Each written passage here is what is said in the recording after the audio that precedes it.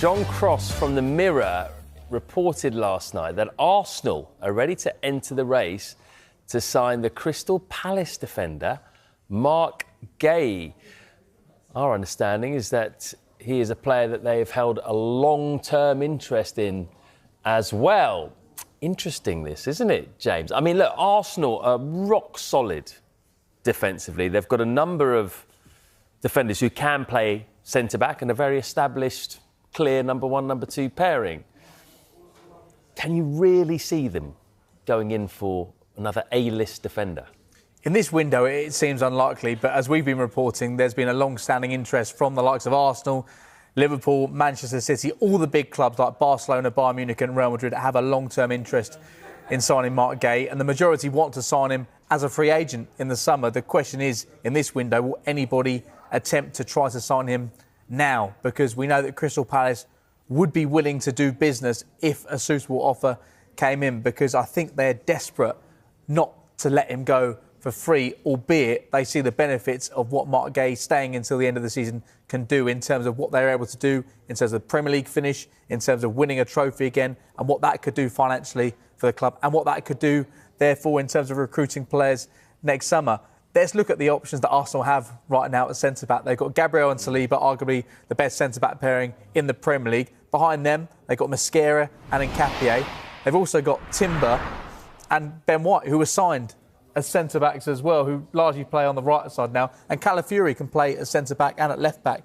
They have so many options there right now. I think what it would say is if Arsenal were to strongly pursue Marc Guehi either in January or the summer, then I think it would raise questions about the future of some of these 7 players. A lot of them have long-term contracts, but that would raise questions because one thing Arsenal have done, and they've been criticised for it, but they've been vindicated by it, is they've tried to replace players whilst they're in a strong position. They replaced Aaron Ramsdale, who was doing well, with David Raya. That's worked out. Every area of the pitch, it's felt like they've been fine in that position, but they've strengthened and it's made them stronger. So maybe this is another situation where they want to create even more competition. That feels like, can you create even more competition in that centre-back area without spreading rumours or creating false narratives? If they're signing Marc Guehi, then you'd think one of those senior players could be potentially on the way out. OK, well, yeah, that is interesting, isn't it? But when you look at Manchester City's defensive options in comparison, is it very clear which side needs Marc Guehi the most? Absolutely.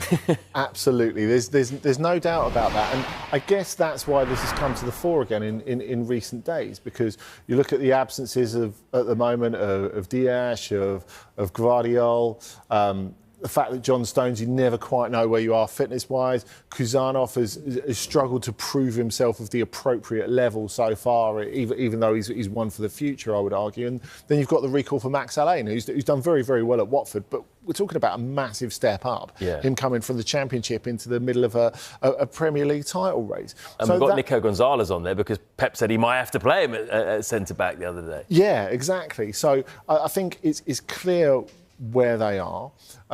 It's good that Nathan Ake didn't accept that move to West Ham on loan, I suppose, at least for the moment. So it's clear who Marc Guehi is worth the most to in this month.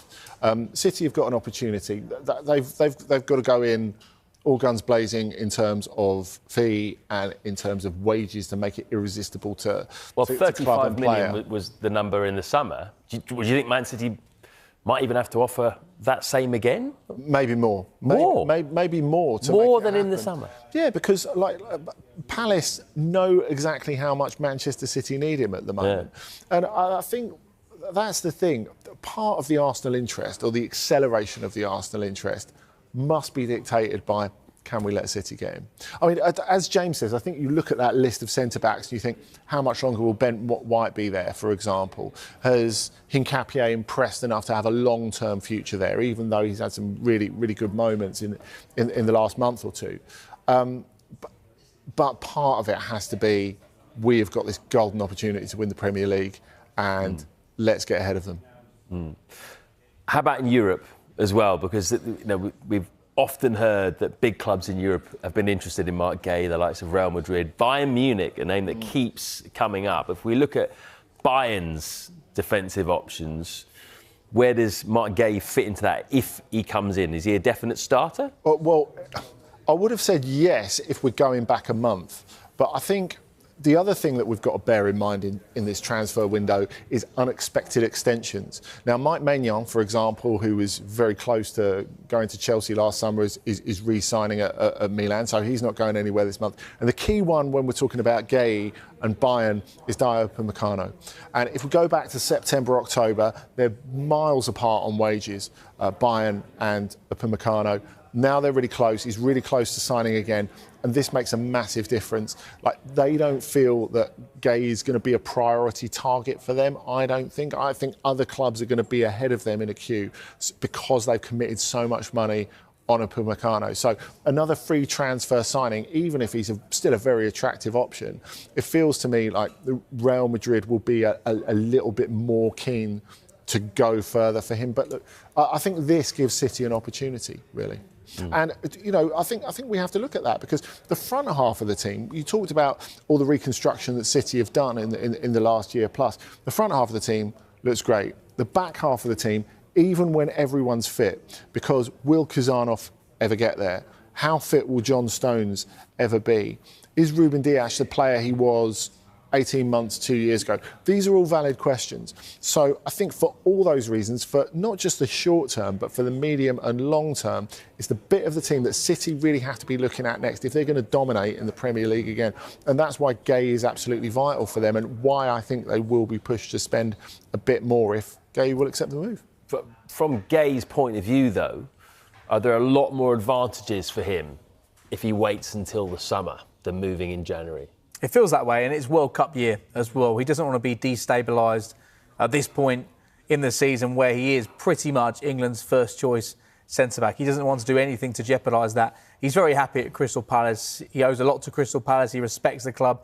The club respect him. He's gone from being an outsider at Chelsea, a promising young player, to being established as one of the best Premier League defenders at Crystal Palace.